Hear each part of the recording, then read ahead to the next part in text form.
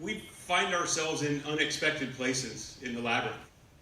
This is the Army Ranger version of Sonny Vanderback. You can see me there kind of hiding out in the back in camouflage.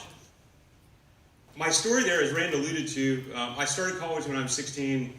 It wasn't for me at all. So I said, let's do something really different. And I joined the military. And I wanted to do something that was as far away from where I was. And so I decided to get a ranger contract. And what that means is you get a shot to go be a ranger. At the time, I smoked 2 packs of cigarettes a day. I lived with really a college diet, pizza and beer. I couldn't run a mile without stopping. And so I go into basic training and I'm really struggling, and I go to advanced training and I'm really struggling. And I have this moment where I'm absolutely overwhelmed. I said, there's no way that I can do this. I was looking way forward at this idea of I could be an Army Ranger. And it was too much. And I sat down with one of the instructors and I said, look, this is just not realistic in any way. I should abandon this contract. It makes no sense for me to continue to do this. I can barely keep up with this normal Army stuff. And he had some advice for me, and his advice was effectively, well, it hasn't got you yet, has it? Well, no. Well, can you keep going a little bit further? Well, yes. I said, well, why don't you just go and see what happens? Just go keep at it and find out if you can do it or not. And so I kind of shrugged and went, well, I guess I can do that. So I'm in mountain phase of Ranger School. And Ranger School is kind of a 72-day long, you're going to lose 35 pounds in 72 days, you fall asleep on your feet, etc. It's sort of that experience. But there's one in particular that stood out for me where it's 0 dark 30, if you've heard that description, and that means it's so dark that imagine a bunch of rangers in the woods holding hands, because it's so dark that if you don't, you're going to lose somebody down the side of the mountain. And imagine I'm pulling security, I'm laying down, doing Army stuff, and I'm falling asleep. And you can't fall asleep. You get thrown out. So I get up to a knee, and I'm falling over because I'm falling asleep on a knee. So what do? You stand up. It's better to be standing up, pulling security, and awake and not get thrown out. So I stand up. That's where I'm at. And I hear, roster number 279, you're now the platoon sergeant. Come to the center and take charge of these other 40 Rangers that are in the same state. And in that moment, in that particular moment, in the middle of the night, in mountain phase, one of my lessons was sometimes long-term visualization is for suckers.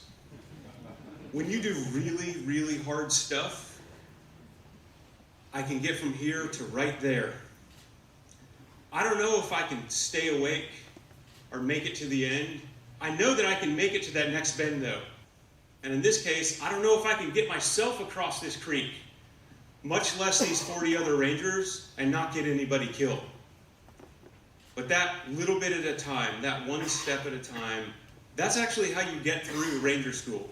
You just keep going. Like skill number 1 in this was just keep going. When you're in the Labyrinth, just make it to the next bend. No matter how hard it is, no matter how tired you are, you just keep going. So next stop on the crazy train, that's not enough. Data return. So this business, we grew 40% every quarter for 3.5 years. Went public, we had clear line of sight to Fortune 1000.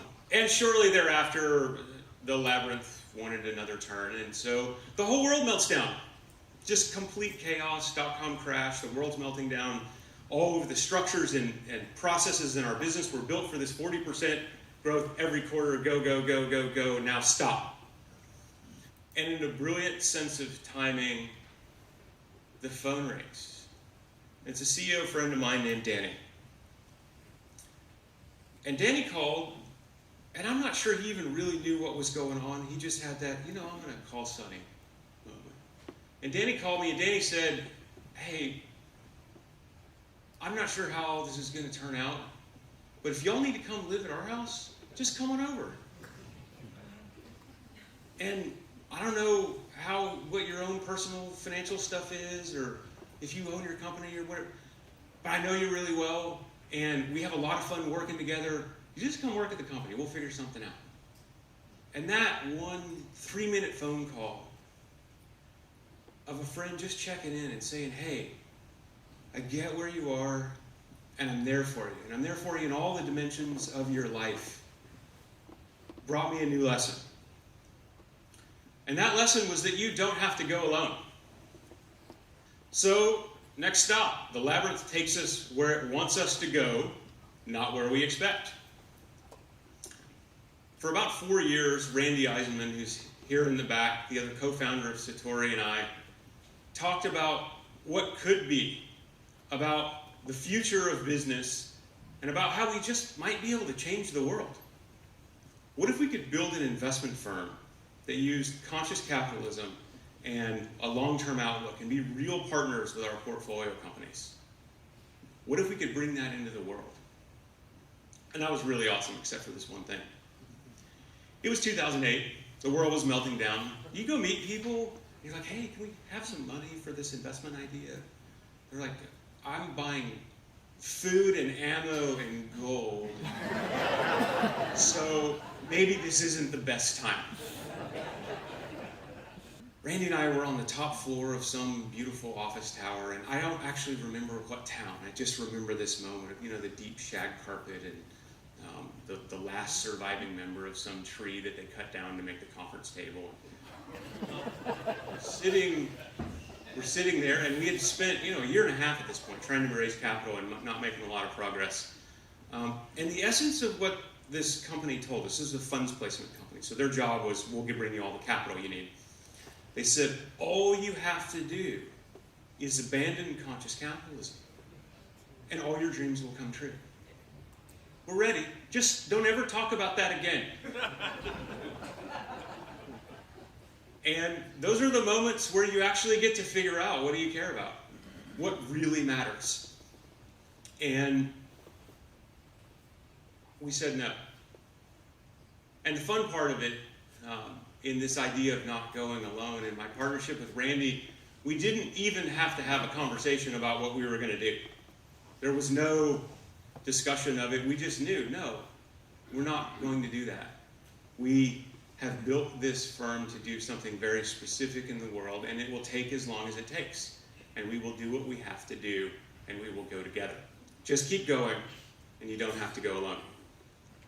It's not because we're stubborn, it's because we're building something great. It's not because we're stubborn, it's because we have to see the world in a different way. It's not because we're stubborn, it's that there is nothing more powerful than an idea whose time has come. This idea, this purpose, this essence of who we are, it gives us the energy to just keep going. And it provides a light to let us be surrounded by friends. We go out in the world with all of these plans and ideas, and life is not going to be neat, and it's not going to go as expected. And that brings us all the way back to the beginning. Back to Ranger School. Mountain phase, in fact. Sitting at the bottom of the Tennessee Valley Divide, cold and shivering and hungry, in a goat shed, getting a briefing. And knowing that we're going to end today at the top of the Tennessee Valley Divide. No idea how you're going to make it. Every day, every moment is just going to make it right over there, and I'll see where I'm at when I get there.